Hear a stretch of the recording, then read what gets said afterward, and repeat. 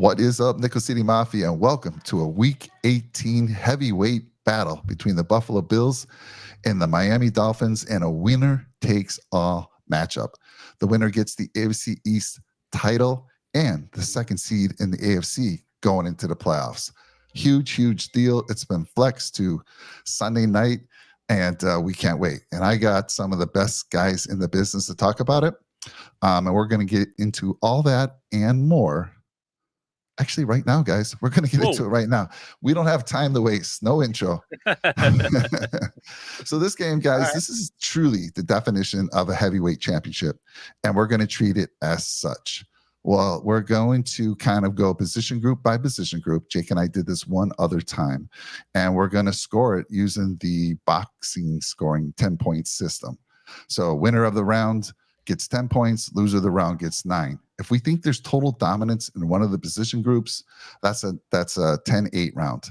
We don't have knockouts in this. Hopefully I said knockdowns. We don't have knockouts in this. The knockout would be something like, gosh, there is no knockouts. Like any team we were playing, you would think there could be a knockout, but no, we don't have knockouts in this particular talk tonight. So it's going to be a lot of fun. From the Dolphins corner, we have Mr. Dolphin Keith. How you doing, my friend? How you feeling? I'm nervous, Mike. No, I'm good. The Dolphins are already in the playoffs, so I can kind of hang my hat on that. But they need this game. I was telling you guys backstage, they need this game because the Dolphins are not a good road team. They're much better at home, so they need that home playoff game. It's kind of funny. If the Dolphins win this game, there's a possibility that they're just going to run it back. In Miami, Buffalo, Miami for another week. There's the possibility of that happening. So this is going to be a fun game for the people that don't have any emotional investment in this game. But for me, for you guys, this is going to be a nerve-wracking one, I think. I haven't slept well all week. Yeah. Like you said, Keith, you guys at least have a playoff spot wrapped up. We do not. So let me introduce from the Bills corner, the defending heavyweight champion of the world, Mr. Jake Podger. How you feeling, my friend? I'm feeling very anxious myself, Mike. I'm also doing a 2-day water fast this week, like an idiot. I'm like, I don't even know, 40 something hours. I'm actually almost 48 hours in. As of 10 p.m., I will be 48 hours in. So tomorrow, I've decided at lunch will be my first meal. I don't know what it's going to be yet, but it's going to be some heavy protein. I can tell you that. I'm fired up, baby. Get some barbell wings, Jake. Going to be some wings involved there? Yeah, honestly. Oh, you know what? It might have to happen. I think it's going to happen for sure. So, yeah, no, I mean, I'm just as anxious as Keith. And like you said, at least he's got a playoff spot already locked up. I mean, this might be a literal do-or-die situation for the Bills, like win or go home and not make the playoffs, which is insane. So, yeah, I mean, it's, there's a lot on the line here. Yeah, we'll know ahead of time going into that game. We need the Steelers or the Jaguars to lose. If one of those two lose, Bills are in, regardless of what happens Sunday night. However, you got the Steelers playing the Ravens, who they've already announced that Lamar Jackson won't be starting. We don't know how many other players will be resting. They have no need to put out their starters on that field. They are the number 1 seed, and no one can catch them. So they have that beautiful thing of resting players. There is something to be said, though. I think, wasn't it a couple years ago they were like the top seed, and they had a couple of weeks off, and they came out and got beat. Yep. That's right. They were one and done. Yeah, I mean, we talked about it last night on the AFC East Summit show. It's like rest over rust. So what do you want to do? They've decided to rest their starters, and they figured, hey, it's not worth taking a chance of getting someone else injured. Crazier things have happened for sure, but maybe the Ravens can do us a solid with their former Pro Bowl quarterback in Tyler Huntley. Crazy. Yeah. By the way, the Pro Bowl rosters were just announced. That's why I was checking my phone. I wanted to see if there were any updates. I didn't get anything just yet, but I do know that they are being announced right now on NFL Network. So we should have an update on any Buffalo Bills and Miami Dolphins. I believe Tua was in the top 5 for fan votes. So yeah, I guarantee he will have a Pro Bowl spot. But yeah, that's going to be – it's always fun to watch. Even though the Pro Bowl isn't what it once was, it's always fun to watch and just see who makes it at least, So I like Yeah, those skills competitions they did last year, though, Jake. That Yeah, was, they were cool. They were cool. They're not what they used to be even before, like when they yeah, had the actual Pro Bowl going on too. Like they had the strongest man, the fastest man. I love that stuff. Like that was yeah, great. But it's, I guess it is what it is now. yeah, yeah. It's a watered down version of what it once was. I mean, we were talking before about those NFL the quarterback competitions where they throw the ball as Yeah. far as they can and Oh, I love that. accuracy, and they run through the little obstacles and throw the ball on the run. It was Yep. that's I have still the on video NFL game. Network. What's Yeah, that? I know. They re-air it. I have the video game NFL Quarterback Club. I think it's 2002. Oh, And nice. you get to pick whatever players you want. And it is awesome, Keith. Like there's some great names on there too. I mean, Yeah. it's just fantastic. I remember. Yeah, that's still on NFL Network, and every time it's on, I put it on. I can't can't get enough of that stuff. Yep. All right. Well, Michael Buffer wasn't available. Actually, he was. He's just charging a lot of money. But we have this guy named Michael Duffer, and he's going to start things off. Ladies and gentlemen, around the world. I hope I got the right sound here. Here we go. Let's get ready to rumble. Hopefully, that's the let's get ready to rumble, right? Yeah, that was pretty damn good, Mike. I liked it. I enjoyed it. I think your rendition is about an 8 out of 10. I love it. I mean, you're not going to beat Michael Buffer, but Michael Duffer was pretty damn good. Yeah, Michael Duffer not bad. is not bad. And again, he only had to do a couple takes, so he was a lot cheaper. But let's get going. Let's get this thing rolling. So round one, guys. Again, if you're in the channel, you want to have some fun with us. Basically, we're going to be going position group by position group. We got each person representing the different teams. They're going to kind of give their reason why they think their position group's better. They could concede. I mean, they could just say, you know what, we can't compete with you there, so we'll give you that one. Again, it's a 10-point scoring system, 10-9, 10 for the winner, 9 for the loser in that round. And if it's a knockdown, we think it's a complete difference between those position groups. Then it could be a knockdown 10-8. But we got a 12-round heavyweight battle about to go. So let's get into it. Again, channel, I highly recommend you get into this. Let us know who you think has the advantage in each of these groups. Also, the guys, while they're talking about the groups, they're going to kind of tell you where they think their team might be able to take advantage. For instance, if Keith thinks he can take advantage of our cornerback situation or whatever, that's just an example, he's going to let you know. So let's get into it, guys. Round one is the D line. And we're going to start with Jake. I'm going to keep these guys on somewhat of a timer. They don't know, but if I think they're going too long, I'm going to put the hand up. So let's get going. Jake, start us off with the D line. Let's roll. Man, this is a close one for me. I think, the Dolphins, you mentioned it yesterday, Keith. I believe they do lead the NFL in sacks. Shout out to Zach Sealer, too. 9.5 sacks this year. I did not realize he had that many sacks. He's killing it. Christian Wilkins with 8.5. Bradley Chubb, who we know is probably going to be out for this game and probably maybe done for the rest of the year with that ACL. With that being said, I mean, they do have the numbers, but man, we got a guy playing out of his mind right now. He really has been all year. Eddie Oliver, who has just been fantastic. I really think he's having an all-pro season, and he's a top 3 defensive tackle in the NFL right now.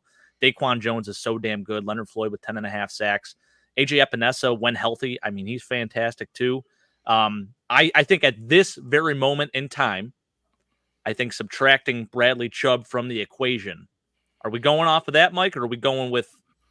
No, go with what you know. He's out. Okay. At this very moment in time, I got to give the Bills the edge just because of that. So I feel pretty confident about it. And I don't know. Is my time up? Is that it?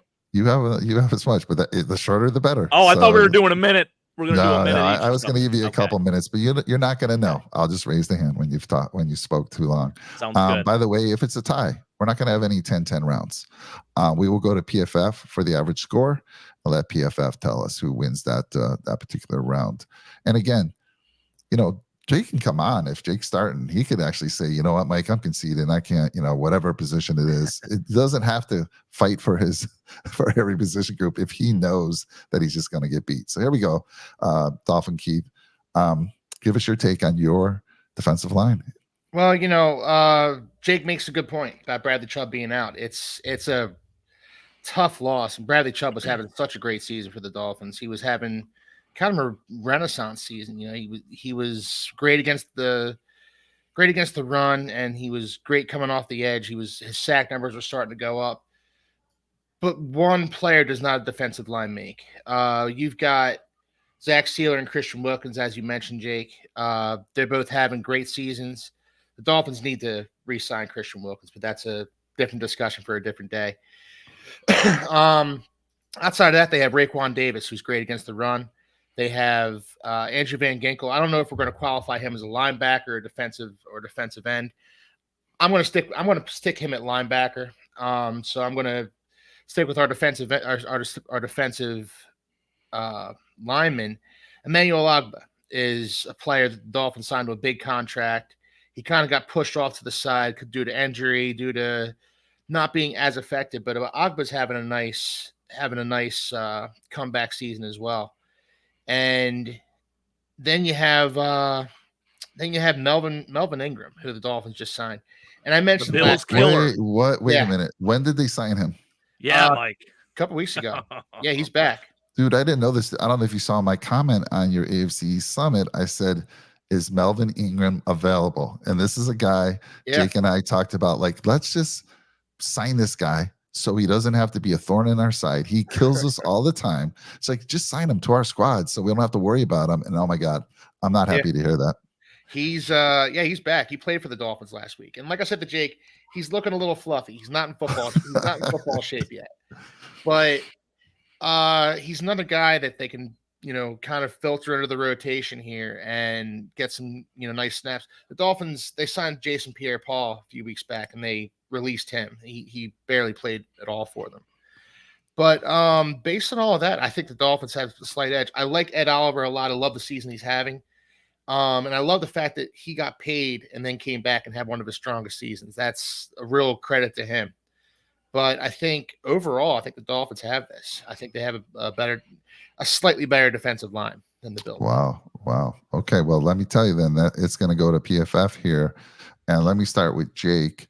I'm going to give you the 4 starters that they have on the D-line, and you let me know if you want to, if you think that's right. And then I'll ask the same question to Keith. And if we have the right names, because PFF, you never know who they think is the starter. They're not as good as our lads. But here we go. For the Bills, we got Russo, Daquan Jones, Ed Oliver, and AJ Epinesa. I like it. I mean, Leonard Floyd is technically like a rotational guy, too. I mean, statistically, he has the most sacks on the team. But yeah, when AJ Epinesa is healthy, I think he tends to start off in that rotation, and then they alternate back and forth. All right. And remember, PFF is just a tool, but it is the tie-breaking tool that we're going to use today. And I got to tell you, Mr. Dolphin Keith, you're in a lot of trouble here. Gregory Rousseau is graded an 85.2. Daquan Jones. Now, mind you, Daquan Jones is just coming back, but he got off to such a great start. He's currently being graded at 87.8. And then you got Ed Oliver of the 4. The lowest rated one, which is crazy, 65.9. Wow. How can he not be an 80-plus guy? I don't get it. This is why sometimes I question PFF. Epinesa, 81.7. Over on the D line for the Dolphins, they got, how's he say his name? Good? Cameron Good. Cameron Good. Cameron Good, yeah. Seiler, Wilkins, and Van Ginkel. They've got him 4. But you put Ginkel as a linebacker. Is that what you said you were going to do? Well, yeah. I mean, I was going to put him as a linebacker. If they're putting him on the edge, I guess I'm going to go with it. But Van Ginkel's played all over the field for the Dolphins this year. He's played off-ball linebacker. He's played edge. He's been forced to the edge more so due to the injuries to Jalen Phillips and Bradley Chubb. But that was another name I didn't even mention is Jalen Phillips, arguably just as impactful as Bradley Chubb. I mean, that's huge for the Bills not to have those guys in. But Phillips missed the first matchup with the Bills with an oblique injury, I believe, and he kind of had an injury riddled season. So I'm not 2 in the Pro Bowl over Allen. Wow. How about it? As if Allen needed more motivation. Love it, Scott. You know what? Based on all that, Mike, I guess I have to concede to Jake here. Well, you didn't have to concede because PFF did the conceding for you. Yeah. They have Van Ginkel, though, honestly, 91.2. Yeah. Fantastic. Having a great He year. does great against the Bills too. He really does. Yeah. I mean, he wreaks He's- havoc every time. I just love his motor. Yeah. He always goes after the ball. He never gives up on a play. Him and Sealer, both those guys, they Yeah. never give up. I love it. And then we have Wilkins at 71.4. Is it Sealer or Siler? How's he say his name? I want to say it Sealer. right. Sealer. Okay, he's a 69. And good day. Good. I asked you this already. Good. Cameron, Yeah, Good. Cameron, He's only 66.6. So So obviously the averages across the board Yeah. favor of the Bills in this one. now those numbers for Sealer and Wilkins, I will say, and yeah, Jake gets the point. Jake gets the round, but those numbers for Sealer and Wilkins, both those guys started off slow, and they've been Yeah. coming on a lot more of late. But Jake, this is a clear victory for Jake. Yeah, too. Just to give Look you at guys, this though. yeah. I said agrees the with other you, Mike. day, but Ingram Yeah. always tears the Bills up. He's met against everyone else. You're telling what Jake and I already know, man. Scott, look, we said this in the offseason. Sign this man. I mean, I still remember the game against the Steelers opening day. What was that? 2 years ago now? Yeah, I think it was. 2021. So Yeah. he signs, has a big game, and they beat us in Buffalo. Then he gets signed with the Chiefs that same year in the 13-second game. Actually, I don't know if he was there at the 13-second game. Yeah, he was. He was, Yeah, okay. I believe he was. Yeah. Because we played him also. At some point, he was on the Chiefs, again, wreaking havoc on us. Then he went to the Dolphins, and I think early last year it was, again, he had a making big play. plays against us. Yep. So, guys, I mean, I'm very disappointed in that for sure. Like I said, I did not know you signed him, Keith. That's a big signing for you guys. Not sure If why there's that- anything that would give you the edge, that might be it, Keith. I'll tell you what. So I'll take what I can get, Jake. Just to give you guys some other numbers here, I just want you to know on the defensive side, because it all adds up. All the position groups are responsible for this. So Buffalo's given up the fourth fewest points per game, 18.6. It's pretty damn good. Let's go find the Dolphins here. How far down the board do I gotta go?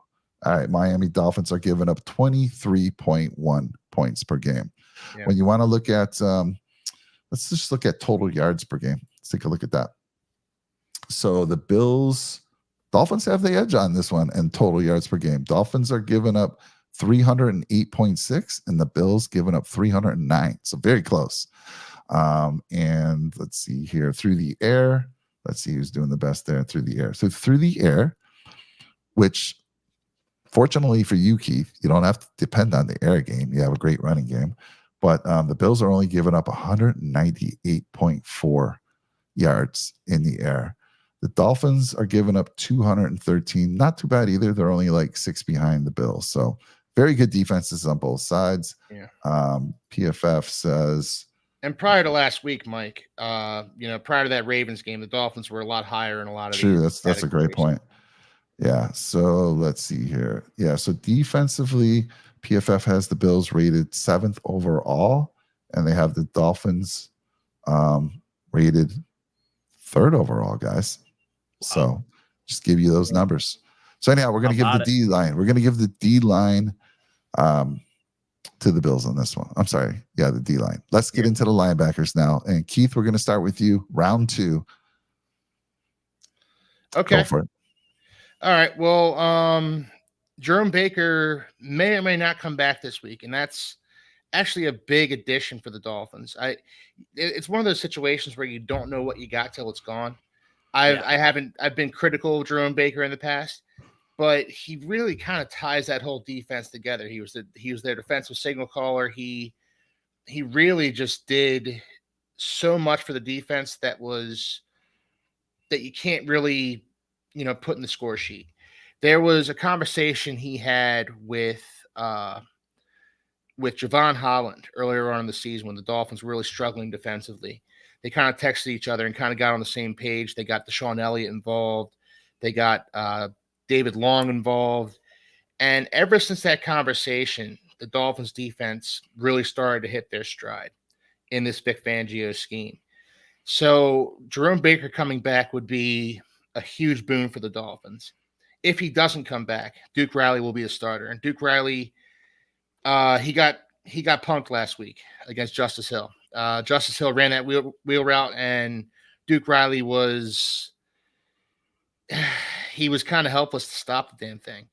But Duke Riley has been good overall, so I do have some faith in Duke Riley. I hope they don't put Duke Riley on James Cook coming out of the backfield. That's the only thing I can say about that. Other than that, you have David Long. You have and who's had a really good season. Again, he's better when Jerome Baker's in there. He just is. And, I mean, I guess we counted Andrew Van Ginkel as one of the linemen. So I won't count him as a linebacker, even though he kind of is somewhat of a linebacker for the Dolphins. And moving over to the Bills, you've got Terrell Bernard, who's had a good season. You've had, you got Dorian Williams, Tyrell Dodson. That linebacker group, they've played well, but they are not the same group without Matt Milano, in my opinion. Obviously, you lose one of the best linebackers in the game, you're not going to be the same group.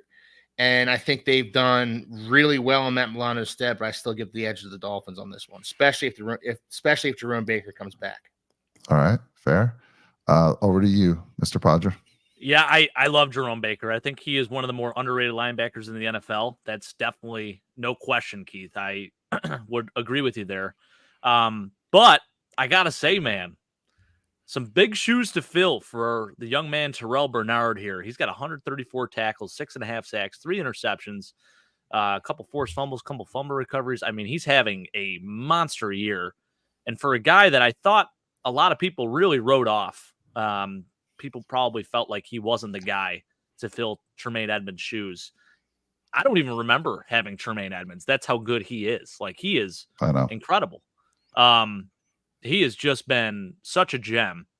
And then on the other side, you got Tyrell Dodson, who has really done a fantastic job of filling in for Matt Milano.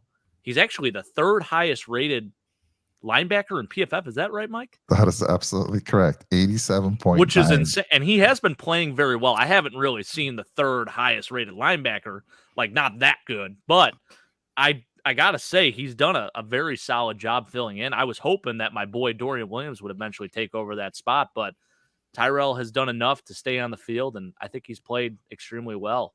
So while I think he is a liability in coverage, he does a nice job against the run, and he's disciplined. So that's huge. That's something that I think we lacked a little bit with Tremaine Edmonds, where he would choose the wrong gap to fill, So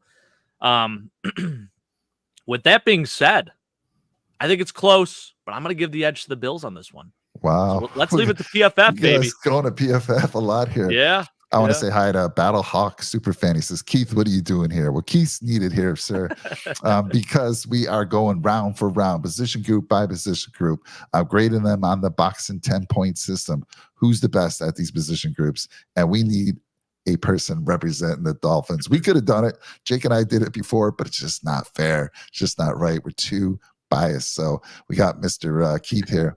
Maybe the coolest Dolphin fan I've ever met in my life. Well, let me tell you guys. All right. So the Bills play nickel. And our 2 linebackers are Dotson and Bernard. But Dotson, 87.9, and Bernard, 65. So let's do the quick math on that, guys. Man, I thought this would be quicker. I thought we'd have some concessions, but no, I love it. You guys standing up for your guys. Let's go here. Let's go do some math. Let's go. And plus 65. How about this, too, by the way? James Cook and Deion Dawkins named to the Pro Bowl. I also saw Raheem Mostert was named the starter for running backs. That makes sense. So pretty awesome, Keith. How about it, man? That's going to be interesting when we get to that position. Yeah. Well, good. Good for Raheem Mostert. He deserves it, man. Yeah, for sure. I agree on that one for sure. So the Bills, with their 2 linebackers, average 76.45. Scott, look, PFF, I question a lot. They, Ed Oliver was the lowest graded on our defensive line. But it's the only tiebreaker I can give. The only way I can be fair is go, because they have questions for every team. They just don't, pick on the Bills, although sometimes I feel like they do. But it looks like they're picking on the Dolphins here a little bit. PFF has had issues with linebacker grading in the past, one of the tougher positions to score with their system. And Channel, hey, if you think, right now we're talking about the linebackers, if you think the linebackers should go to the Dolphins or the Bills. Chime in. I know a lot of you are Bills fans here. Keith's, backs against the wall, but I think we might have a few Dolphin fans come out here. But we do have very good, community. They are very fair, I believe. So let's go. Let me see. So sure. that's that. By the way, Mike, this is Mad Chatter, Battlehawk superfan. He changed his name from the Mad Chatter I to didn't know Battlehawk this. superfan. All right. Okay. I'm like, So who's this the makes Battlehawks? sense. I love it. He was saying, "Hey, Mike." I'm like, "Do I know this guy?" Yeah, that's great. This is actually a very good comment too by Scott, saying that he's really not asked to do much, which is true because he is a liability in coverage. I mean, basically just be in the right place at the right time, and that's that for Tyrell. So, but yes, go ahead, Mike. All right. So PFF has Riley and Long right now as the starter, and I looked up the Baker as well, and I think Baker's score is very similar to Long. Riley is a 73.5, and Baker is a 69.4. Okay. And if I take that, and it's gonna be close, but their average is 71.45. And the Bills are 76.45. So the Bills get the edge here. Now, let me just verify. You said Baker. Let's look at Baker just to make sure what he was scored on PFF. How many weeks has Baker missed? He went out during the Jets game, I believe. So he's been out. He's been out 4 weeks. Yeah. Okay. All right. So they have him rated lower than Long. He's a 63.9 overall right now. Okay. So the Bills get the edge, but over Riley, if it came down to it, I think maybe Baker would start over Riley instead of it would be Long and Baker as the starter. How do you feel about Channing Tindall, Keith? I think Channing Tindall. I liked him coming out of college. I liked his athleticism, but he hasn't really shown much. He's been mostly a special teams guy for them. I was kind of hoping for more. We'll see what happens this offseason, but it's kind of getting to that point where you think he might not make it. He was a freaking beast at Georgia, man. Yeah. Like, so good. He's like your version of Dorian Williams for us, although Dorian Williams played at a smaller school. I feel like they're kind of similar in that sense where they're just playing specials, Yeah. So I was hoping for more. So I want to say, Scott says, I'm asking the challenge, he says, I'll take the win where I can get him. Go Bills. He'll say he's taking the linebacker. But I want to ask this because I didn't know that the Pro Bowl was announced or starting. And Big L saying 5 Dolphins made the Pro Bowls. How many Bills have made the Pro Bowl? And are any of them linebackers from either team right now? No. Actually, both inside linebackers were Baltimore Ravens linebackers, both Patrick Queen and Roquan Smith. And then outside linebackers, we have Josh Allen, the other Josh Allen, Khalil Mack, and then TJ Watt. Well, look, Jake, I can attest to the fact that Patrick Queen and Roquan Smith you just saw them. They gave the Dolphins fits last week. Those guys are unbelievable. Mm-hmm. They are so damn good. So Battlehawk, I'm gonna have to get used to that name. Battlehawk super fan. Baker's my biggest surprise. In what regard? Yeah. And then we have Carson Wentz to get the start. Oh, maybe Baker Mayfield, he means. Okay. Gotcha. Sorry. Battlehawk. We're talking about linebackers, and there is a Baker at the linebacker. 6 guys made the Pro Bowl for Miami. Sorry, let's see. Let's take a look real quick here. So we have right now, if there is a linebacker, one of the linebackers, because this is so close, we give that linebacker group the edge. I like it. I like it. Looks like Jalen Ramsey made it. Obviously, Raheem Mostert, Tua. So that's 3. Tyreek Hill. Terron Armstead. How about that, Keith? Terron Armstead. Yeah, so, between Jalen Ramsey and Terron Armstead, I don't know that I necessarily agree with it. I mean, it seems like a popularity contest more so. Yeah. Terron Armstead's missed half the season, so is Jalen I was going to Ramsey. say, I'm confused about that one. That's like your classic John Ogden or Joe Thomas tackle pick right there. Yeah. Although Joe Thomas never really missed a game, so. Yeah. Wow, very interesting. Who else here? I'm looking to see if there's any other Dolphins on the list. I think that was only 5. We just ended long the round snapper, or maybe there it is. Long snapper was Ross Matisik from Jacksonville, actually. Okay, which love that. Wish they would have given it to our boy Reed, but Oh, Alec Ingold. Alec Ingold made it. Nice. Okay, all right. Love to Alec see it. Ingold Yeah. had a nice season. No complaints there. Yeah. And Tua's a starter. Tua, Yeah. Tyreek, Raheem, and Alec Ingold were all named Nice. starters on offense for the Pro Bowl. Pretty crazy. All right, guys. So right up until now, it's been a Buffalo Bills have pretty much been jab, big punches. I'm not going to give you the scorecard to give you the score until the end. It's like a boxing match. We don't know. Yeah. We always have that one commentary, that one person that's there giving his scorecard, but we just don't know how this is going to be. But I feel right now it's been a lot of jabs by the Bills in the first 2 rounds. We got to go Jake to has round me on the 3. rip, Mike. He does. He's the defending heavyweight champ. He's got you on the ropes. What are you going to do, Keith? Keith is from Philly, though. Yeah. So this resonates really well. I mean, Rocky, the underdog story, Joe right? Lewis. I mean, I don't want to talk about it, but you know, that's true. I'm putting it out there. I meant to say that at the beginning when I introduced him. You know, I got to ask you, Keith, how many times have you went up those stairs where Rocky, in the movie, raised those arms? You know what? You have to go up the stairs, turn around, and do the, Yes. Yeah, exactly. Jake, did you do that while you were there? Mm-hmm. Did you go up those stairs? Did you try to run up the stairs? I ran. You all did the stairs up. Yep. Oh, yep. Nice, and right after that, nice. I met Keith, and we got drinks, and everything went downhill from there. Yeah, cheesesteaks. I mean, my workout was put in early, and after that, I probably consumed more than Michael Phelps consumed an entire week. So there we go. Scott saying the Bills linebackers didn't even get an alternate spot. Ed Oliver, 3rd alternate. That's criminal right there. That's criminal. Yeah. Are they done? So are they just slowly announcing these, or have they all the announcement been made? Shefty actually just posted the full roster for both teams. Yeah. Jalen Hurts didn't get in either, actually, as an NFC quarterback. Looks like Matt Stafford made it over him. Wow. Interesting. Matt had a good year. Matt Stafford. Yeah, he has had a really nice year. Yeah, Yeah. he did. Puka made it. Puka Nacua made it too. Yeah. Yeah. Wow. Bills must be a mess for Vegas. Josh is like a box of chocolate. You never know what you're gonna get. That's so true this year. So true. Jake was winded the rest of the day after running the stairs. I know. I wish we had film on that.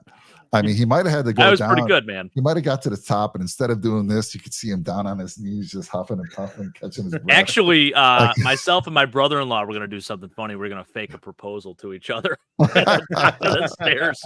We didn't do it. I wish we would have. My mother-in-law and my wife's aunt, I call her aunt too. They were both there with us. They were laughing.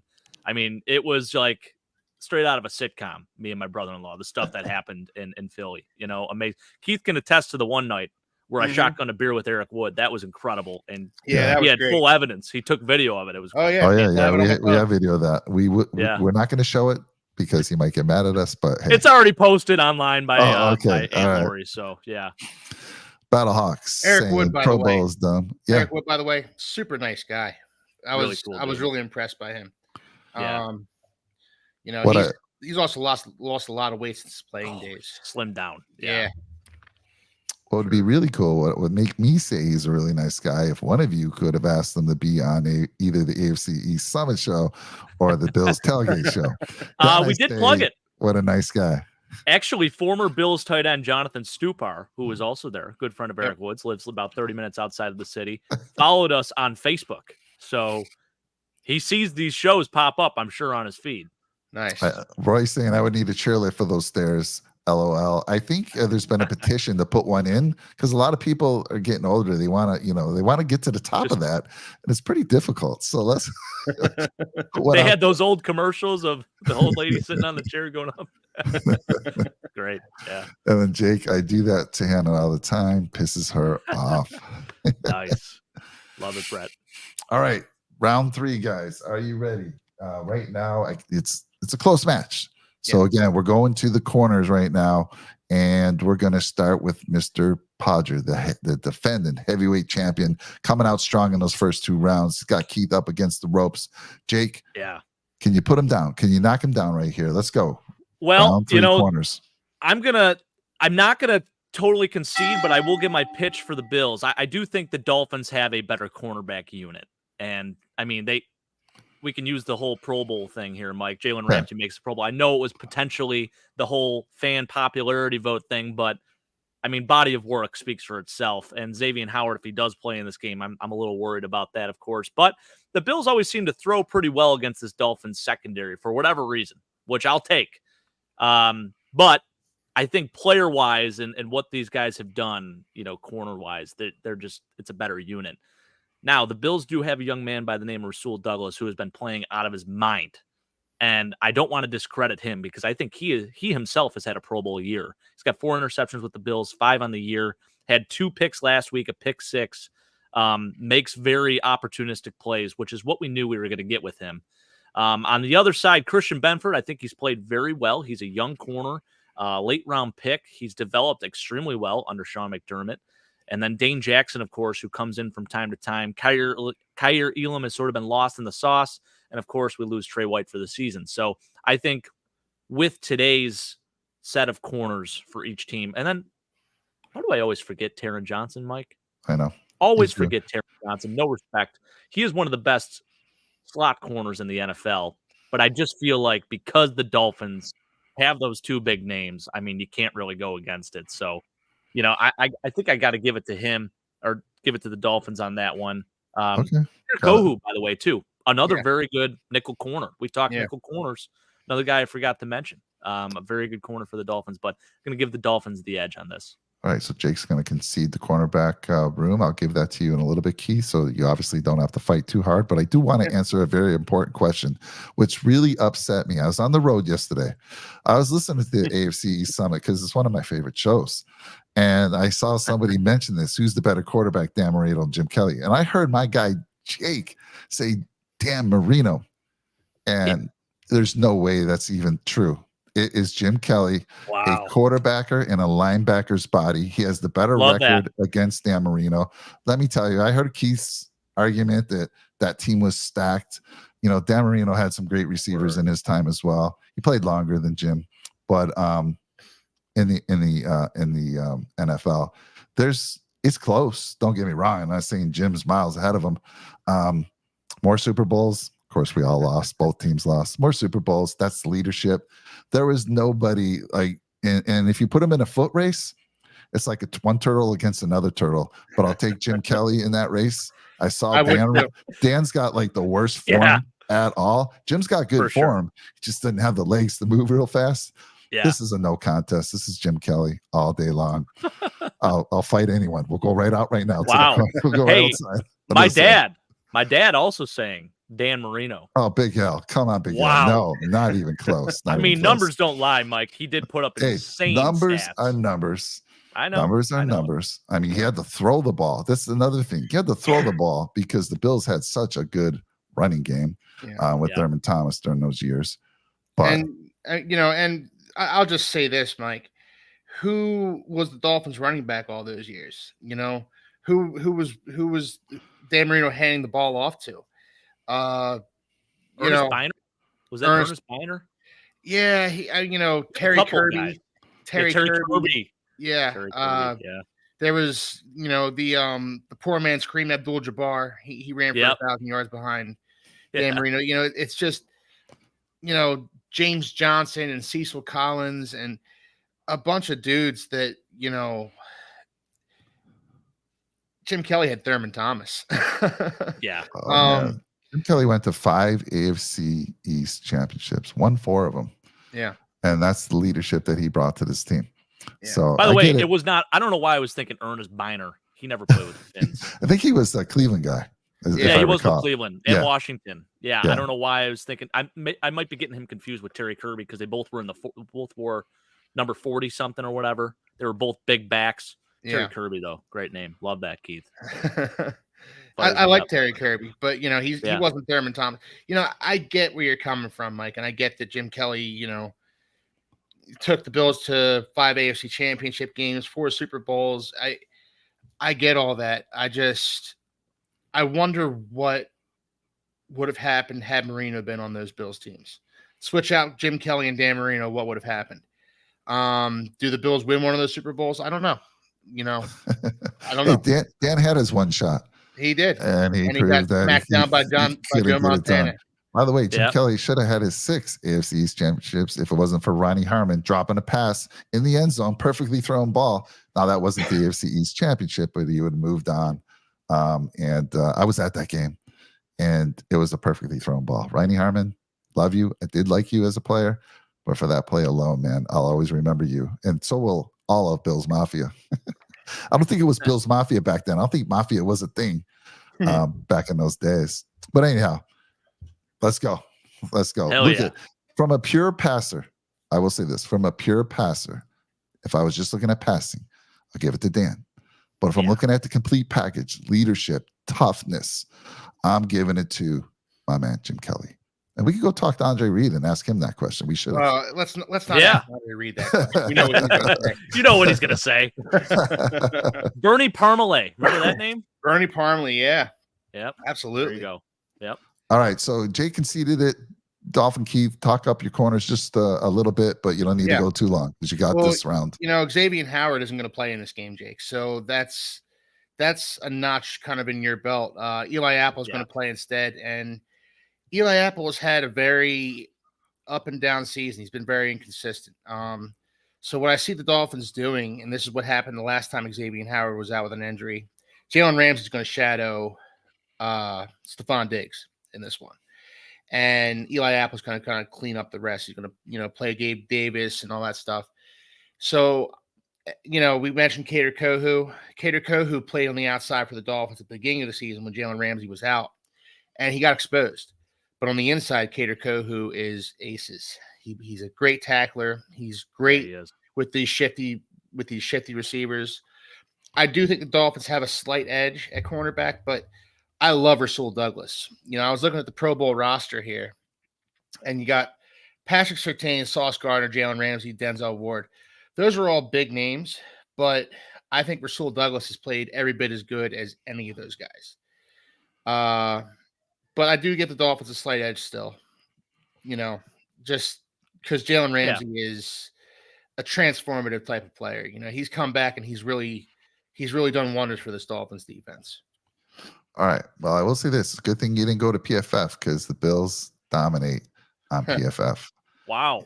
Dominant. So they give Ramsey a 72.6. Kohu, is that how you say his name? Your slot guy is 66.6. Apple, 54.9. Yeah. I'm sure if Howard was in, it'd be a little bit higher. But listen, what is Xavier Howard? I'm curious. I don't know that it would be higher, Mike. Xavier Howard has not had a good season. He's had a down year, but yeah. I'll take a look in a second, but let me just give you these numbers. Christian Benford, 78.1. Taron Johnson, 80.2. And Rasul Douglas, 83.8. Now, again, that's according to PFF. But we've already conceded that round. That round goes to the Dolphins and Keith. And Keith with a nice little round of jabs. Coming in hot on that one. And a couple big punches over the top. He got off the ropes. He's recovered. And here we go. Round 4, guys. The safety room. Let's go. Start with Mr. Dolphin Keith. Well, I'm going to start with the Bill safeties, actually. And I love Micah Hyde. I love Jordan Poyer. I love what they've done in the NFL throughout their careers, but they've looked a little old to me this year. They've looked like they've lost a step. Whereas with the Dolphins, you've got 3 guys in Brandon Jones, Deshaun Elliott, and Javon Holland who are all in the prime of their careers. I love what Deshaun Elliott has done for the Dolphins. He's played a really nice center field for them. He's made some nice tackles, made some nice plays. And when he went down with injury in the middle of the season, the Dolphins really missed him. He's back. Brandon Jones went down with injury last year, and the Dolphins missed him. And he stepped in. He looked a little rusty at first, but he's really starting to hit his stride. He is the one that injured Jerome Baker. I'm not going to – he kind of ran into Jerome Baker's knee.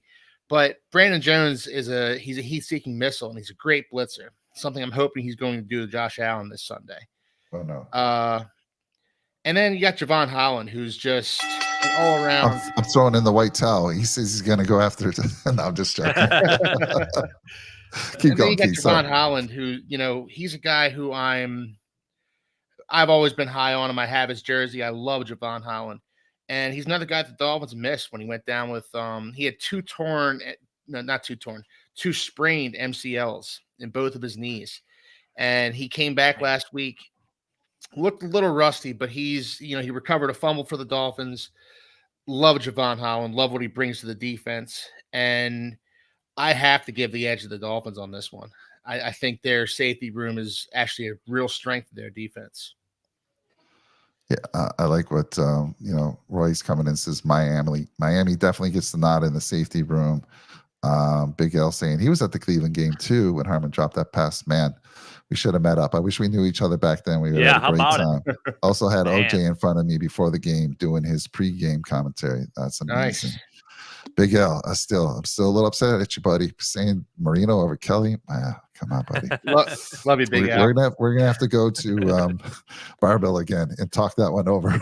Yeah, settle it over some wings, Mike. Yes. I still owe you like 20. I wings know. or I'm going to schedule something this year for sure. That's right.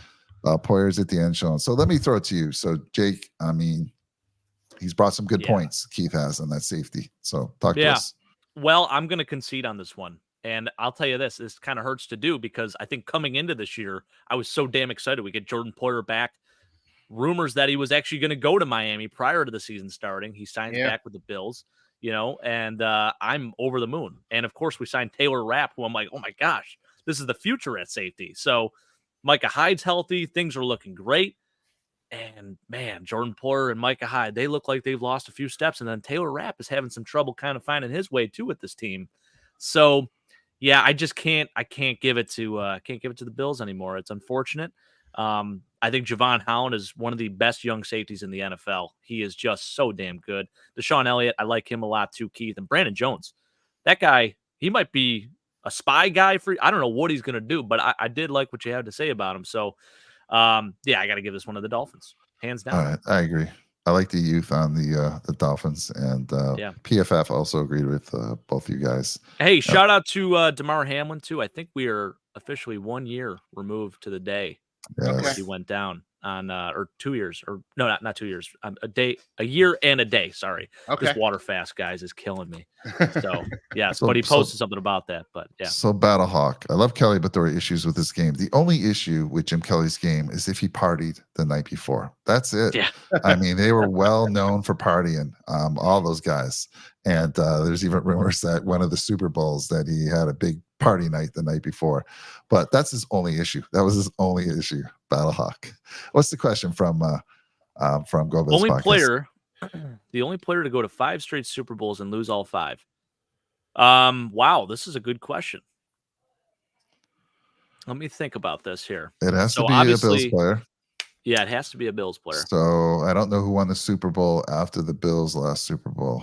That was the 49ers. The 49ers over the Chargers. Chargers. Yeah. Steve Young threw 6 the one before was the 49ers.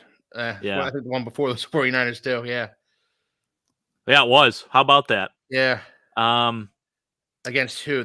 The Broncos. Broncos, yeah. Or the Bengals, was it? The Bengals. So, I used to know this one. What Bills player left? Because they had 81 and 89, I think. No, it could have been earlier, too. They could have won a Super Bowl prior. But I think it was true. 5 straight. After. Yeah, 5 straight. So, man, that's a good one. This is a good question, Brett. Yeah. This is a very good question. I'm trying to think about Brett. this. Love it. It can't be the Vikings, obviously, they've gone 4 times, but it wasn't in a row. So I think that rules that out. I mean, Charles Haley went to 5 straight, I think, but he won them all. So. Yeah. Unbelievable. Or he went to like 4 out of 5 or something like that. It was ridiculous. The guy was just a ring magnet. Wherever he went, he won a ring.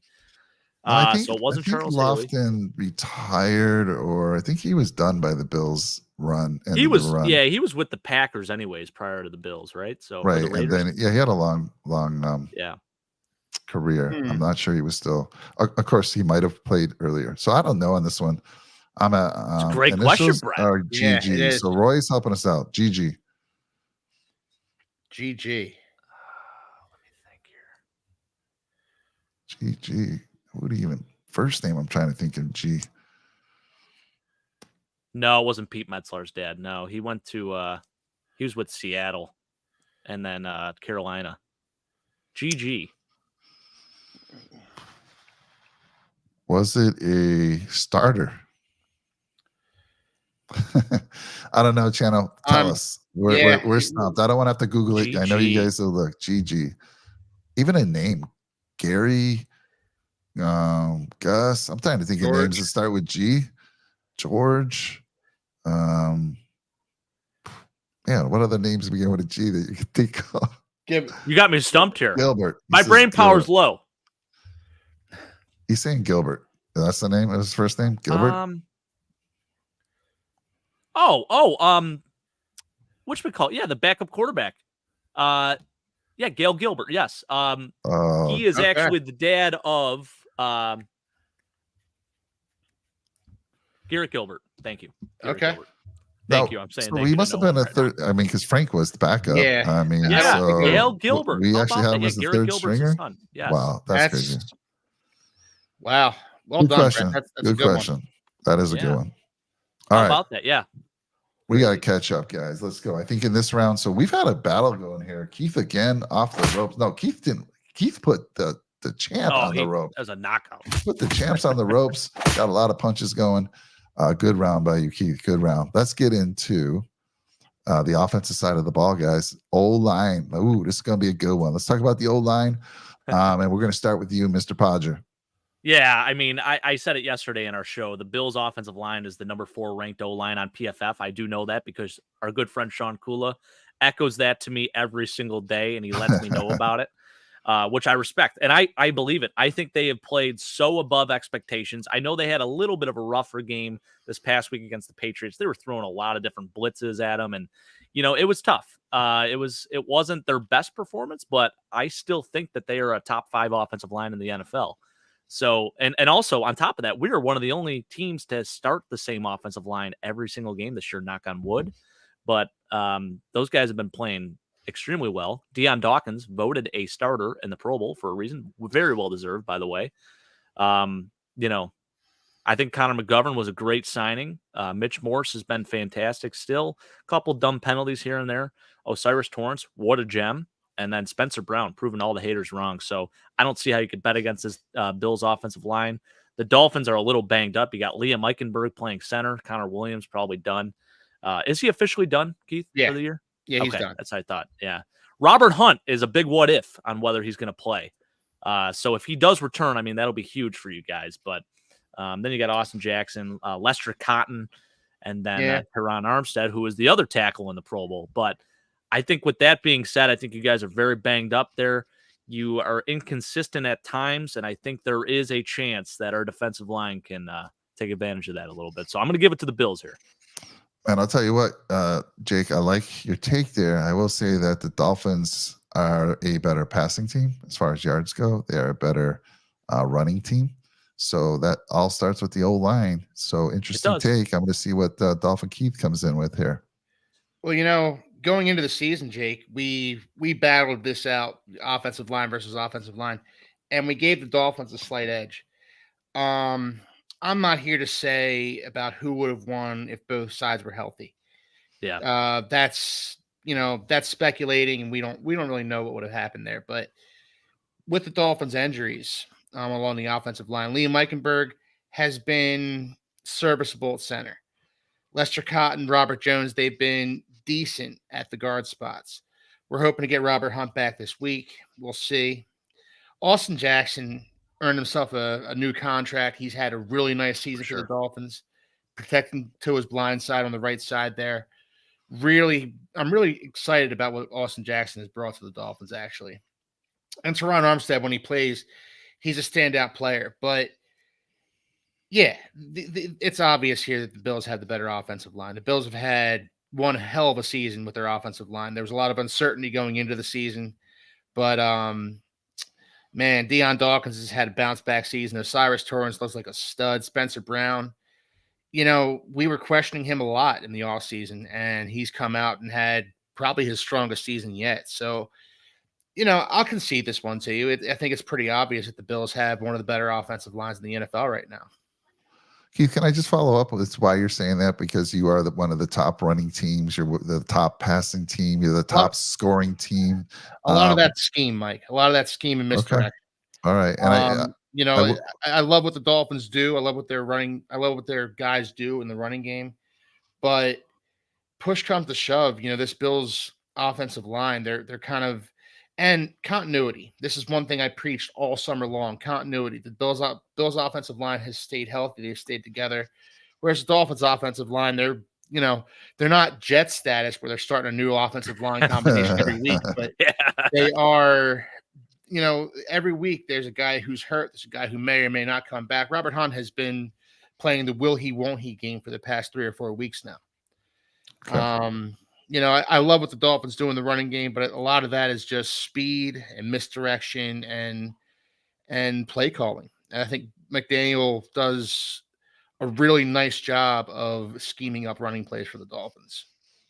Right. And Tua has been sacked 29 times. Josh Allen's 21, but that could be the Josh Allen factor. Now, I always say this, put an asterisk. The Josh Allen factor doesn't always mean he escapes a sack. Sometimes he can cause one as well. But typically, he's getting out of situations much better than Tua can. So, all right, Keith, I try to give you some flowers, man. I try to maybe get you to change your mind. But all right, you're locked in. You're conceding to the Bills. To Jake, and here we go. Big punches there from Jake. Let's go. Way to go. So let's get into round number 6, the tight ends. And we'll start with Keith, Dolphin Keith. Well, this is another one where I'm going to concede, but I'm also going to stand up for my boys at tight end because I like Durham Smythe a lot. I love what he's done for the Dolphins. He's not the dynamic pass catcher that Dawson Knox is or that Dalton Kincaid is, but he blocks well, which is important for the Dolphins for the Dolphins offense. We talked about the running game earlier, Mike, just now with the offensive line. Durham Smythe plays a large part in that. He's a really good blocker. So as much, I understand Dawson Knox, Dalton Kincaid. You've got a couple of dynamic dudes there who, catch the ball really well. They Dawson Knox is a good blocker in his own right. So I do concede, but I have to stand up for Durham Smythe here because Durham Smythe has had a really nice season for the Dolphins, and he was concerned going into the season. I didn't know what to expect from him, so I've been pleasantly surprised. But of course, the Bills' tight end room is better. All right, fair enough. I'm not even gonna disagree with you on that one. It's interesting though how you guys.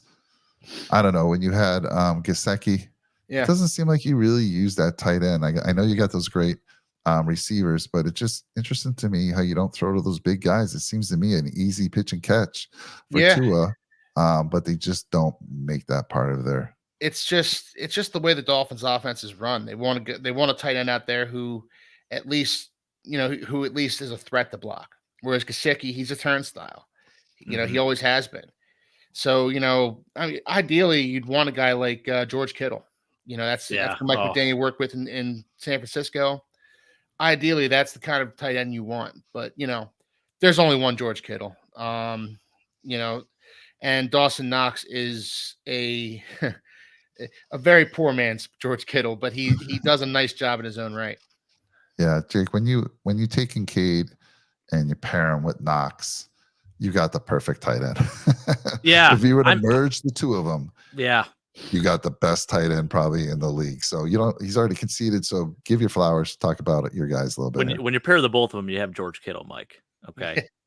George Kittle is the best blocking and receiving tight end combo tight end in the league right now. I mean, what this man does is fantastic. And I just love, you want to talk about a guy I love watching tape on, not even on either of our teams. George Kittle is that guy. Keith, let's give some love to Durham Smythe. Absolutely. Yeah. I think he had a lot of question marks around him. I think he's your third leading receiver too. So no big deal there. Yeah. The guy is a tremendous blocker. What he does in the run game, the dirty work that he does has been very impressive to me. So I really like the kid a lot. I think you got a good one there. How do you feel about this kid, Julian Hill, by the way? I like Julian Hill, but he's a rookie, an undrafted rookie. I like his size. I like his athleticism. He needs more seasoning. He's had some tough drops, some tough penalties for the Dolphins this season. When Durham Smythe was hurt earlier on in the season, Julian Hill stepped in as a starter, and the Dolphins felt that. The Dolphins felt not the same. Yeah. Yeah.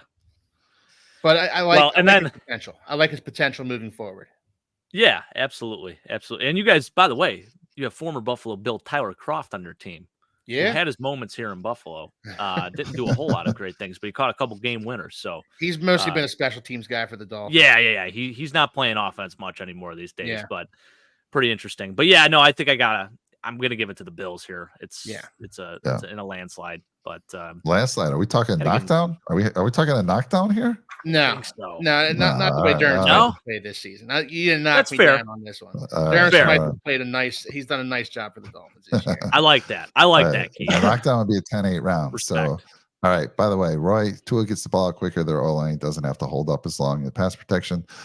Sean's going to love you for saying that. He's so upset with all the podcasters out there, all the Bills media, Oh yeah, just he's not happy. saying that the O-line just been bad. So he's proven why they aren't. You got to check out his show. He does the O-line film every Tuesday. So give him some And I agree love. with what Roy's saying here. The Yeah. Dolphins have gone to great lengths to protect their offensive line this year and get the ball out of Tua's hands quicker so that he doesn't get hit as much.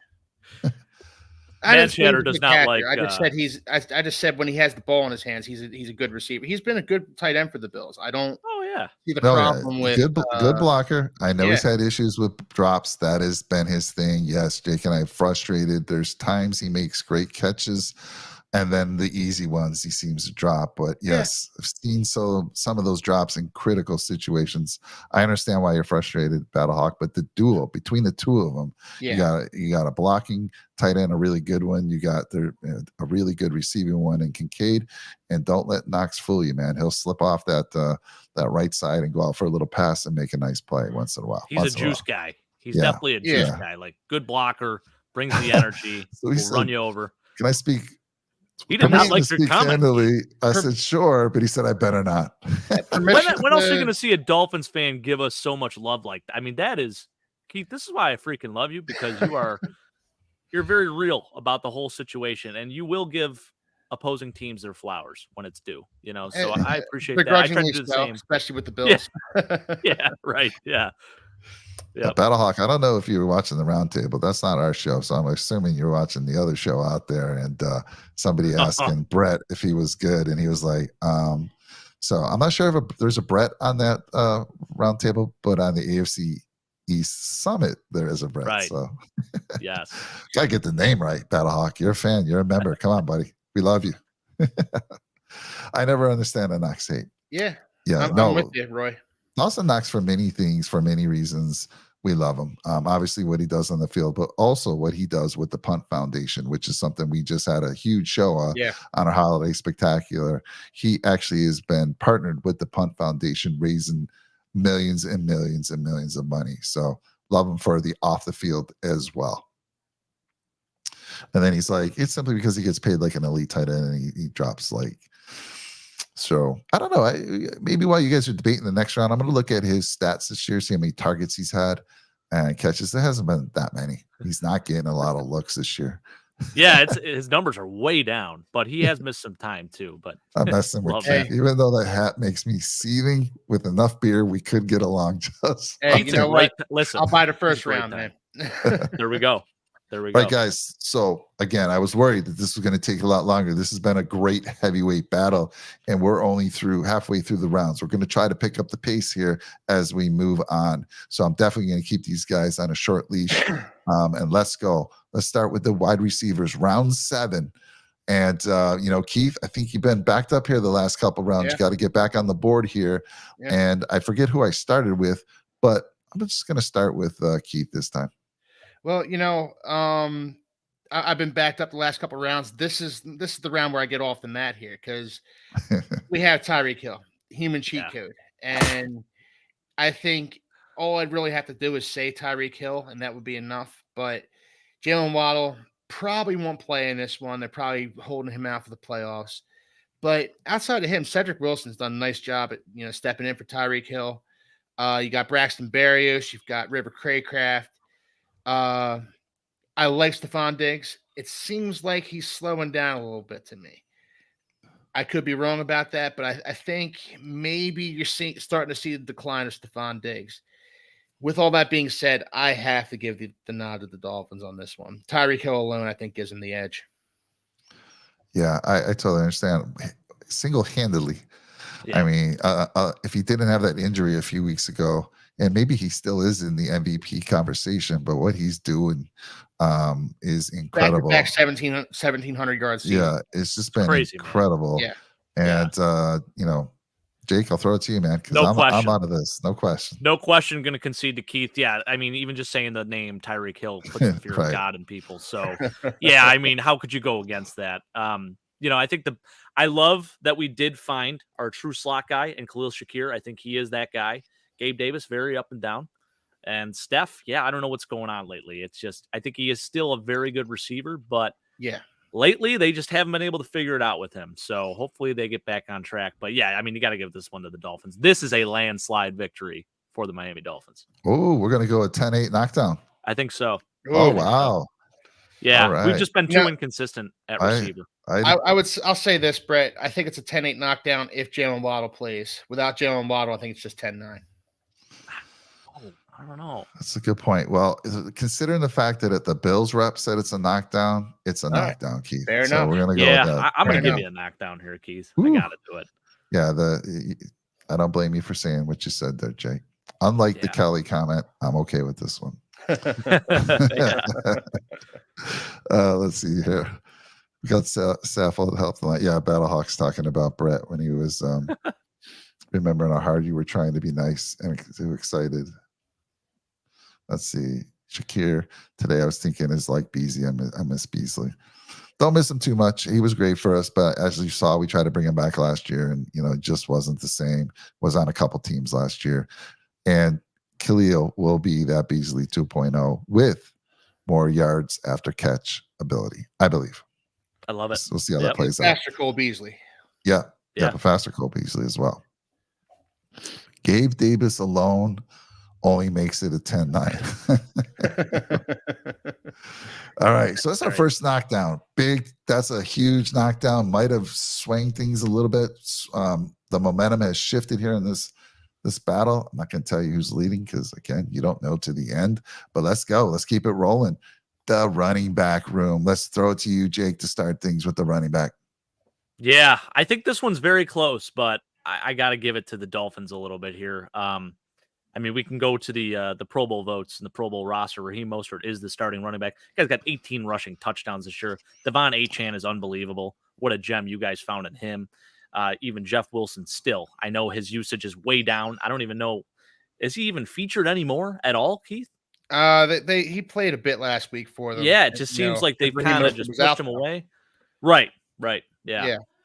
But I think you guys have, I mean, arguably the best 1-2-3 punch in those running backs in the NFL. So it's hard to go against that. Now, I will say James Cook has looked fantastic this year. Very happy with his production. The first back to have over 1,000 yards for the Bills since 2016 when it was Shady McCoy. So it's great. I'm very happy about that. Gets a Pro Bowl vote.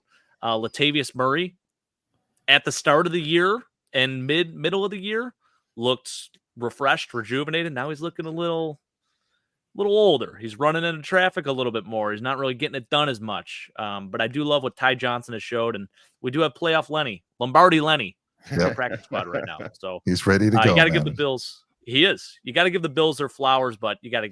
I think overall here the Dolphins win this matchup. All right, good 2 rounds for Keith and the Dolphins, man. Just nailing Jake with a couple overhead rights. Yeah. Jake buckled a little bit. The knees buckled just a little bit. I saw it, but he was able to recover before the bell. Let's go. Round 9, the quarterbacks. And all right, Keith, let me throw it to you first.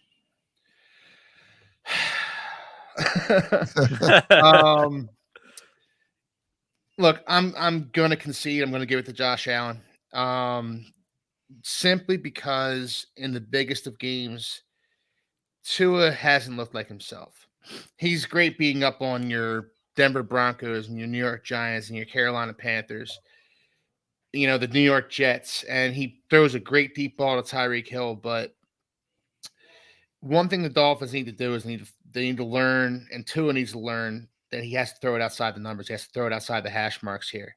And that's something that going into this game that has me concerned because the Dolphins want to throw the ball down the middle. Tua wants to throw the ball down the middle. And the Ravens just clogged that right up. In the week 3 matchup against the Bills clogged that right up. And as a result, Tua looked kind of impotent. Whereas Josh Allen, we've talked about him in the past. He's a top 2, top 3 quarterback in the league, probably top 2 right now with Joe Burrow being out. And yeah, he's prone to the odd, YOLO ball, that throw an interception, but there's not a better physical specimen at quarterback in the NFL right now. The way the man runs, he's got a thunderbolt attached to his right arm. Look, I love Tua, but you're a fool if you take Tua over Josh Allen. All right. I have to agree with that comment, but hey, I'm not the one, debating here. So Josh, I'm sorry, Jake, Josh. All right, Roy. And Roy made a comment here. Yeah. Don't get scared. Check that shirt out, guys. Roy made a comment Who've ever here. seen Tua made the Pro Bowl. Allen didn't. We've already established that the Pro Bowl is a popularity contest. Allen has had some bad games this year, but he's really starting to come on. I like what you're saying, Roy. I understand what you're saying, but I mean, just watch the games. Who passes the eye test more, Allen or Tua? Ask yourself that, honestly. And I'm just looking at the stats between the two.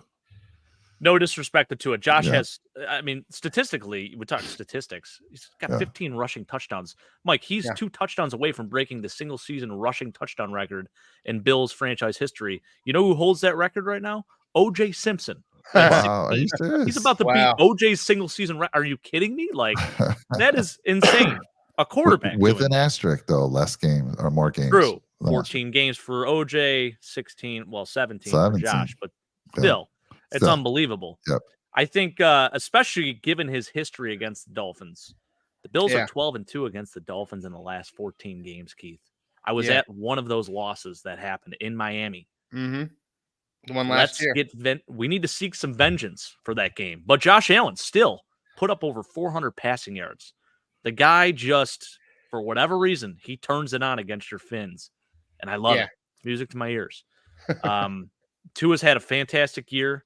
I obviously, enough to be named the Pro Bowl starting quarterback, and it's well-deserved. I think Tua, he's done a lot of great things in the league. I think he's a very good quarterback.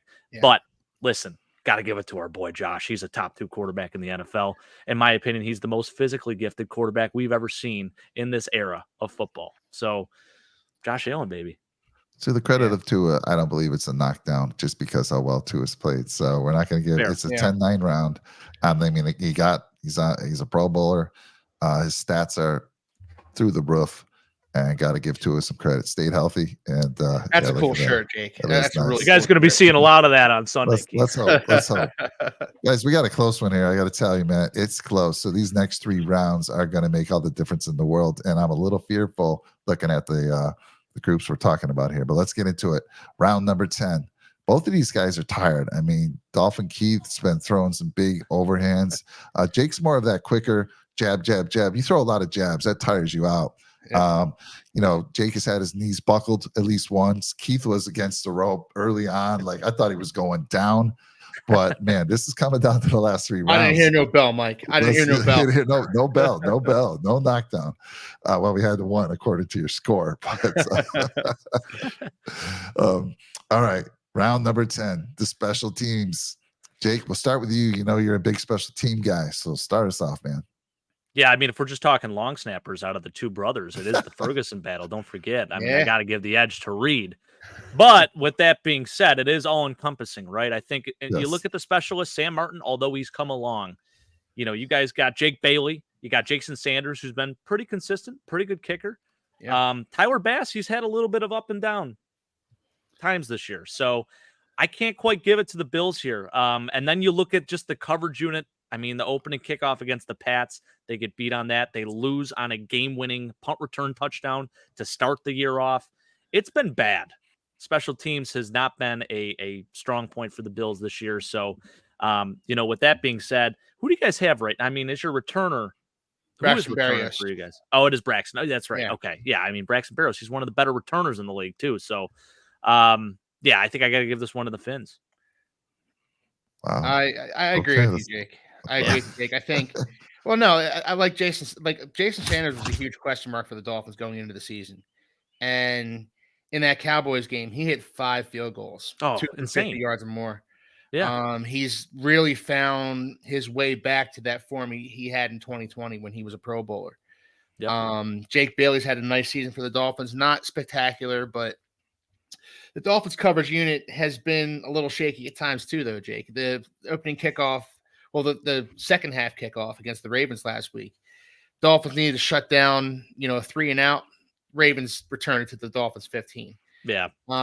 So I think that's more of a push, but I think where the Dolphins get the edge is Jason Sanders. I think he's had a more consistent season than Tyler Bass. Agreed. Oh man. All right. So 10-9 round goes to the Dolphins. And yeah, we're at a point with 2 rounds to go. Jake's eye is swollen. He's telling me to cut it. Cut the eye. Cut the eye. All right, Jake, we're cutting the eye. Get in there. Let's go. That's what Bad Hawks is. Get back in there. We need the knockout. Let's go. We need to knock out these next 2 rounds. Bring it. All right, round 11. It's going to be interesting. The coaching encompasses head coach, OC, and DC. So in our case, they're one and the same. I'm a defensive coordinator and the head coach. But let's go. Let's start it with you, Jake. Yeah. Cut the eye, baby. Cut it. Cut it. But also, this goes to the Dolphins as well. Oh, my God. I can't. Listen, I love what Sean McDermott has done with our defense with a bunch of banged up defensive players. And when everyone wrote us off, they didn't think, we'd even be in this position just because we lose Matt Milano. We lose Trey White. I mean, they're DeQuan Jones. He comes back finally. Thank God. But what he's done with the defense has been tremendous. And I think he is a great leader of men. But situationally, I have not seen a worse head coach in this decade. I mean, it's been bad. I mean, outside of maybe Brandon Staley and there's a couple others, right? But the timeouts, the inability to, I guess, just recognize different things. I mean, this whole year has been very, very telling. I love Sean McDermott. Obviously, I have a ton of respect for him as a man and as a coach. I cannot put him over Mike McDaniel right now. And I think, you look at their OC, Frank Smith, he's done a tremendous job with you guys. You guys are the number 1 scoring offense. I mean, you have a lot of weapons. You have a lot of toys. I think Joe Brady coming in has done a decent job, but is there that much of an improvement over Ken Dorsey? I think there was at first, but now water's starting to find its level a little bit. So, yeah. And then, I mean, you guys have Vic Fangio, who is one of the better defensive coordinators in the NFL. I think across the board. And you want to throw in special teams, guys, Matthew Smiley has not done a great job for the Bills either. So I think you got to give it to the Dolphins here. I wasn't counting those guys, but all right. Jake conceding it. So Dolphin Keith, what do you think?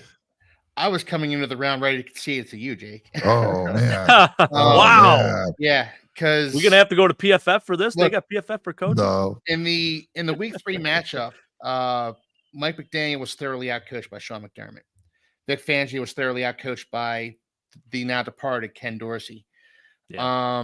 And then going back to last week, Mike McDaniel was thoroughly outcoached by John Harbaugh, and Vic Fangio was thoroughly outcoached by their offensive coordinator's name escapes me. But these guys in the biggest of games against the better teams, they fail to adjust. They fail to make the necessary adjustments. When the Ravens and the Bills took away the middle of the field, Mike McDaniel kept on calling plays to the middle of the field, not throwing it to the hash marks. I understand that that's not to his strength, but you need to be able to adjust and make adjustments and make the defense at least respect the fact that you're going to throw it outside the numbers, throw it to the outside. And that's something that the Dolphins didn't do. Vic Fangio, instead of letting Lamar Jackson sit back there 5, 6, 7 seconds, give any quarterback that much time, he's going to kill your defense. But instead of bringing more pressure, he kept on rushing 4. You need to make these adjustments. The Dolphins need to adjust against the Bills. They need to do a better job of doing that. I love this. The Dolphins That's need to do a great. better job of adjusting again. I think, Mike, I think this is a 9-9 round because I think both Jake and I are a little down on our coaches right now. All right. We are, man. I think I agree. Somebody said that out there. I Yeah. think it was Roy. When it's a tie, we'll go 10-10. Same thing. 9-9, 10-10. Yeah. So, all right. Fair of you, Keith. You already heard that your opponent had conceded. You could have just been quiet and taken the victory, but you're that guy. So I gotta be that critical of my team's coaching. Love that. I haven't been impressed with it. Yeah, what I I'm like right about there that, with you, man. and what I like is, Yeah. Jake sees his coach all the time, so he's been disappointed. He doesn't see all that's going on over in your arena there with your coaching staff, and I love that you kind of are also not happy. So 10-10 round. Oh my God, this is a close one. And unfortunately, I think this round is there, and it's usually it's home field. Round 12 is the home field. Now, how much of a home field advantage does Miami bring? Bills Mafia travels well. Like, for instance, if it was out in SoFi, man, my God, this might even be in favor of the Bills, believe it or not, being that it's in SoFi Stadium, because the Mafia takes over out there, and any team, any opponent to either the Rams or the Chargers, kind of the fan base shows up and takes over that stadium. But let's talk about this a little bit. I don't even know. I think, Jake, you were in Miami last year for a game. I don't know what the temperature was. I know when we played them, it was crazy humid. And I mean, by the end of that game, guys were cramping up. It was insane. But factor that in, Keith. Do you know what the weather's going to be like Sunday? Do you have the but I can forecast ahead? Look that up. Like, how's the weather? Oh, sorry, you're not there right now. Who is out there? Brett, you're living out there in Florida. But look up the weather forecast. Brett. But I'll start with you, Brett's Jake. going. Because Brett's going? All right. Supposed to be 73, and so it's going to be 68 and maybe a little bit of rain. No, it's perfect. Okay. All right. Yeah. I like the rain part because Josh Allen's been playing amazing in the rain this year. Yeah. Amazing. Yeah. It's almost like it's not raining. Okay, so that's perfect. It's not going to be like it was when you went, Jake, last year. So, Jake, I'll start with you. How did Bills Mafia show up? I mean, what would you say was the percentage? Was it an 80-20? Tell me about that. And then did they show up? Yeah. I'll say it's probably 70-30 Bills to Dolphins fans. Really? Yeah. Oh my gosh, Mike, if I showed you the videos, I mean, just the amount of blue in that stadium, it was insane. And I can count maybe 50 million times on my fingers of how many people I've been told that are actually flying down to Miami for this game. People are sick of the cold weather up here. They're ready to go down and have some nice warm weather. So yeah, I mean, I hate to say this, Keith, because it's a Sunday night game and it's very insane circumstances. It might be 50-50. Yeah. You're going to see a whole lot of blue in that stadium. Oh, I expect it. You saw it. I mean, you saw it firsthand in Philly. We travel very well. You do. You do. I expect it to be about 50-50, Jake. But I'm going to go back to the stat I pointed out in the beginning. The Dolphins are 7-1 at home. They are an exceptional home team. They play much better at home than they do away. The Bills aren't turning this into an away game. This might be 50-50, but that doesn't mean this is an away game for the Dolphins. They have their own locker room. They have home cooking. Their wives are cooking them dinner that night. I'm giving the edge to the Dolphins. I know the Bills travel well. I know Bills Mafia travel. I saw it firsthand in Philly. Like you saw it. You guys travel probably better than almost any team in the NFL, but still have to give the edge to the Dolphins because they're home and the Bills are away. 7-1 record. Yeah, so let's see here. Let me give some comments. First of all, do we have an official moderator in the channel? Because got a troll out there. Give Cam to the Dolphins. I mean, I knew he'd be out there somewhere. What the heck? Moderators, put him on timeout if you can. Just kidding. We love the Trek Reviewer. Let's see. The Bills have the advantage this time because they won't be in the sun. So that's does true. Make me feel better. But again, to me, like he said, you're at home. You don't have to travel. You have a nice warm meal made for you. This is your stadium that you practice and play in. And they're 7-1 this year. So Let's see here. Sarah Christine says maybe we'll Sarah, get great 30. to see you, by the way. Yeah, good to see you again. a It's little been a bit. while. Yeah. Maybe we'll get 30% Bills fan at most, in my opinion. Big Al, this would be answer this question, and this would be the deciding factor to me. Is Big Al and Mama Podger traveling? Because they travel all over. Are they Yeah. suiting up, packing up, and going to Miami? They were this close. They actually are Oh. going to be going to Miami like a week and a half later. So they're going on a cruise, and I think it's a cruise, right? Dad, I don't even know what your vacations are anymore. It's crazy, but yeah, they talked about going down to Miami a week early and going to the game. Big Al, if you would have said he's going to the game, I would have had to say it's got to be a 10-9 for the Bills. But it'll be easy to tell the Bills fan from a Dolphins fan. The Dolphins fans will be wearing winter coats, and the Bills fans will be the t-shirt and shirts. Yep. Oh, I love that truck reviewer. That is funny. It's shorts weather here in Buffalo once it hits about 40. So yeah. I tell people that all the time. I remember that as a kid. Let's see here. When I first moved out to California and it got to those temperatures, 60, 50, I'm wearing shorts. I'd wear like this little bit heavier shirt or a sweater, but I'd be in shorts. And they're like, "Are you crazy?" Like, no, it's just short weather. What's wrong with you? What's wrong with you? I love it. Big L says I'll be on a cruise. So, all right. So listen, home field advantage, 99% of the time you're going to win that round. And I got to give you the round, even though Bills Mafia will travel well. I have to give you a 10-9. It's not a knockdown by any stretch. For instance, when people come to Highmark, usually it's a knockdown round. It's a 10-8, and many stadiums are like that. And depends on who you're playing and how well that fan base travels. Nobody travels better than the Mafia. So, but we'll give you that 10-9. I got to give it to you. So, my goodness. Hold on one sec, please. Roy asked where the train is. Roy had to put the train away, unfortunately. It was a Christmas train specifically. The tree is gone. The train is gone. Yeah. It's a very sad time in my life. I hate taking down the Christmas decorations. It's the worst. So it will be back, though. Don't you worry. You know what, Jake? I thought about it, but I'm like, for me, if I could have a Christmas all year round, I'm going to keep these lights going. I love it. I'm going to keep them going. Mike. Yeah. All right. So everyone out there, I pictured Mike in a onesie in California. You mean those things that like, no, not at all. I'll tell you what, though. Age has come along, and now 60, 50. I'll tell you what, I still walk out in my shorts.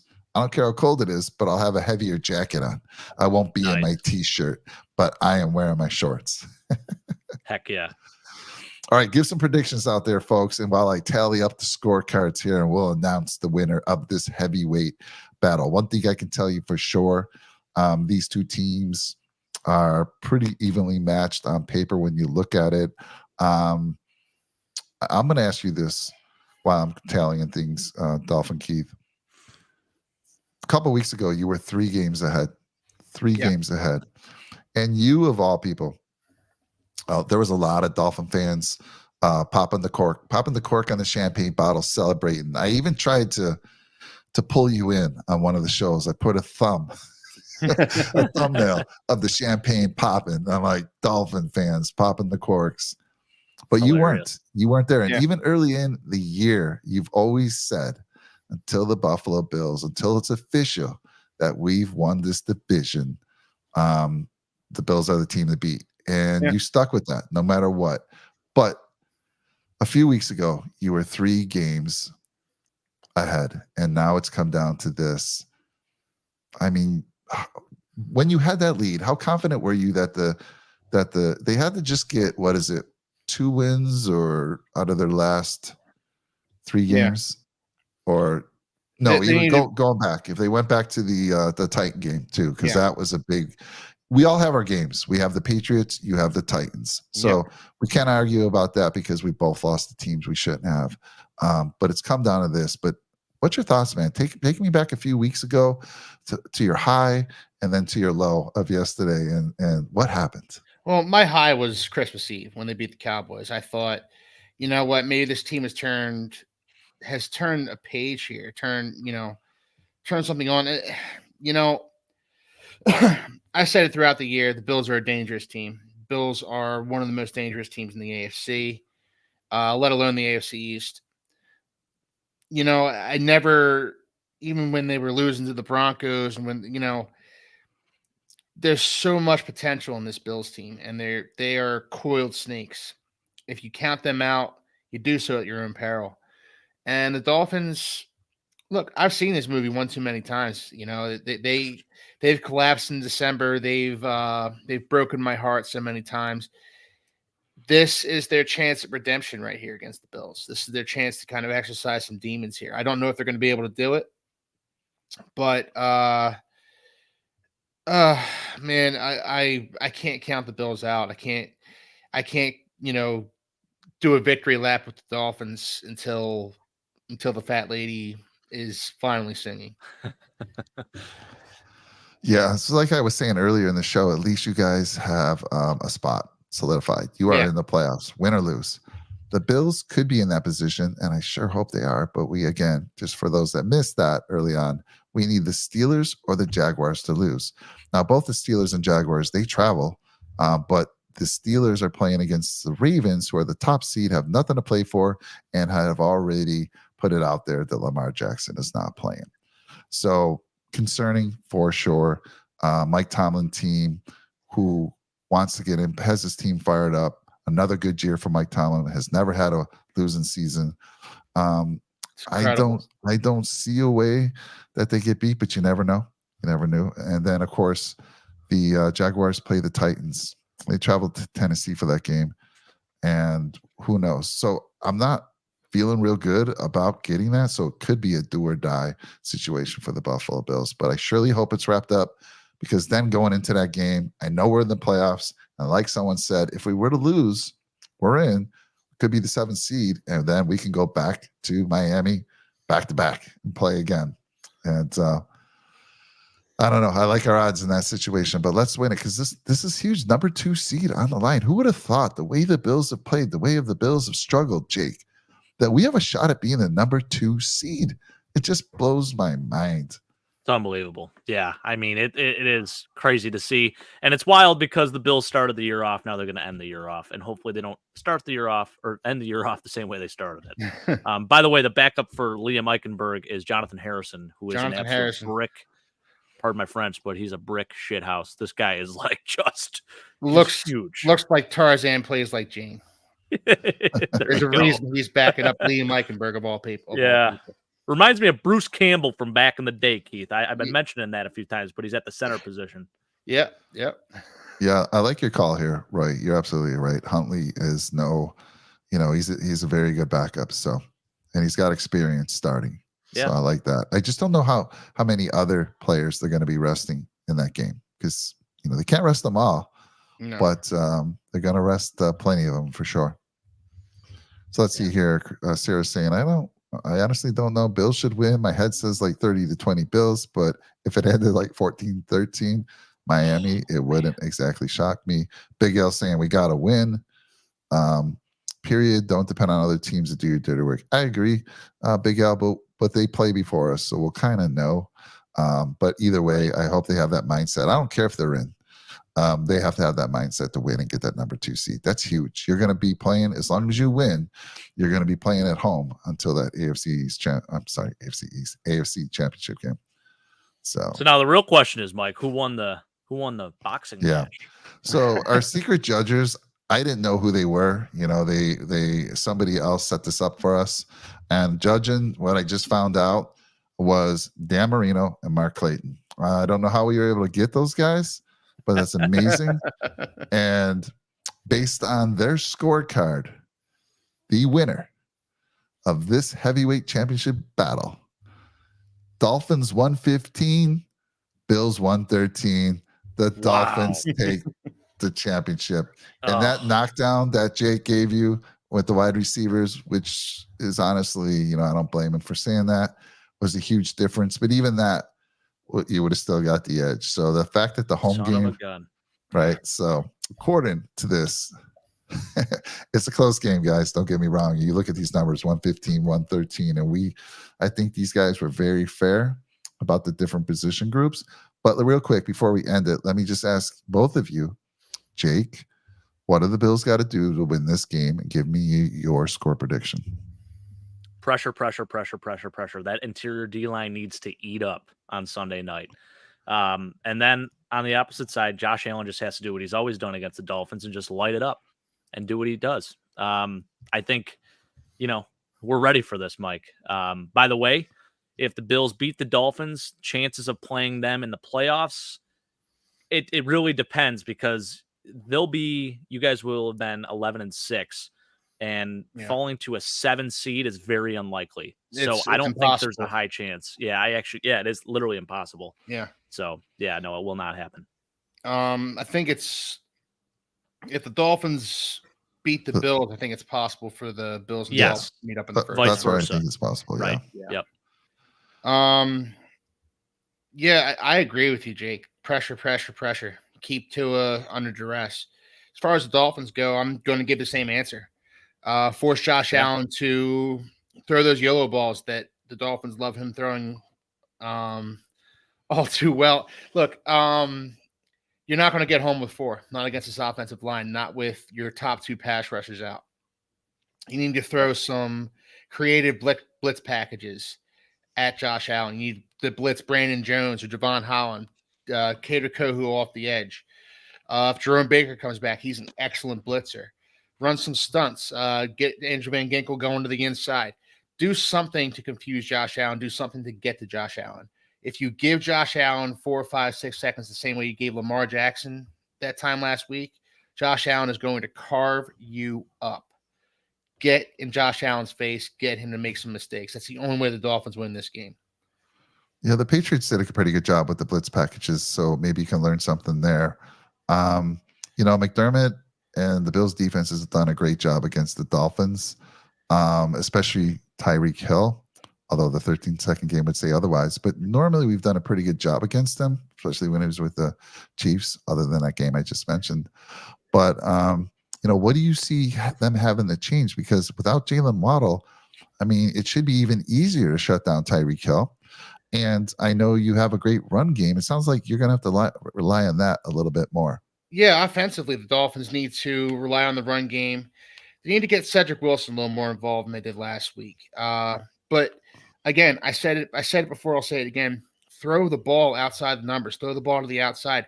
Make the Bills respect the fact that you're willing to throw a 15-yard out to Cedric Wilson, Tyreek Hill, River Craycraft. I don't care who. Yeah. If you continue to throw the ball down the middle, the Bills are going to clog up the middle, and Tua's going to start throwing interceptions. It's too easy to defend, and teams have the blueprint on how to stop the Dolphins. Just clog up the middle. Don't let Tua throw where he wants to throw the ball. So throw the ball outside the hash marks. That's a key for the Dolphins offensively. Throw the ball outside the hash mark so that the Bills at least have to respect the fact that the Dolphins are going to do it. You get Tyreek the ball outside the numbers. There's a dangerous play that can happen there for the Bills. So yeah, definitely.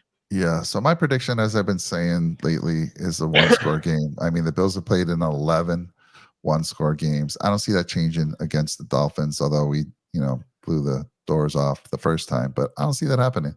I see it being a 1-score game, Bills winning by 1 or more points. That's what I always say. It's going to be close. It's going to be, I don't know, going to have to take your meds. If you have any heart conditions, I highly recommend you stay on your meds properly. Keep yourself well, hydrated well, have a lot of water.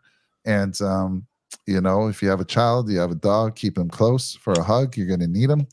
And hopefully you have a support staff when you lose. Hopefully you can go, like for me, if I was to lose, I'd be take a walk with my 11-year-old. So find somebody. We're here. The Discord, I'm going to tell you right now, you should get into our Discord. It's absolutely free. And by the way, if you haven't seen us before, if you're new to the channel, please like, comment, and drop a nickel on that subscribe button. That's also free. But I really want to, for 2024, I want to get a lot more people in our Discord. Discord's an app that runs on your PC, your Mac, your phone. It's free. You get on there. You the link is in the description of the show. You join us. We talk sports all week long. By the way, we got our first golf show coming back for 2024. They had been on a nice break, but Rick and Tony are going to be going live here 10 o'clock Eastern. If you're into golf, DFS Golf, they'll tell you who to put into your DraftKings lineups and who to bet. But guys, it's been fun. Again, I thought we could get an hour, but now I got to do a better job. But it's too much Poor fun. Keith, he's got to get to work over Yeah, there. I'm This sorry, guy's probably Keith. like, I gotta go. He's got to go first. So I'm gonna we're gonna get out of here. Thank you for everyone in the channel. Appreciate you as always. Go Bills. Go fans. Fins up. Go Bill. See, he messed that up, so they're gonna lose because he messed that up. Supposed